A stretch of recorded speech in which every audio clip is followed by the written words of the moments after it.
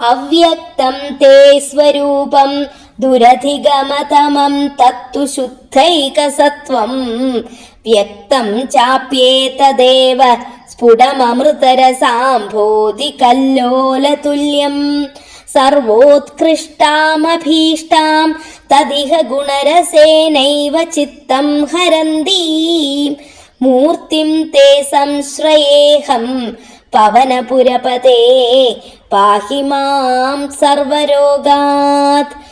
புட்டமாகத் தோன்றாத உமது அவ்யக்த ரூபம் அறிவதற்கு மிகவும் கடினமானது. சுத்த சத்துவமை ரூபம் கொண்ட அந்த சகுன ரூபமோ எனில் புட்டமாக விளங்குகிறது. அதிலும் மிக தெளிவாக உள்ளது. பிரம்மானந்த சாகரத்தின் அலை போன்ற இந்த கிருஷ்ண ரூபம் ஆகையால் எல்லாவற்றிற்கும் மேலாக குணரசத்தால் மனத்தை கவரும் உமது மூர்த்தியை நான் ஆශ්‍රயிக்கிறேன்.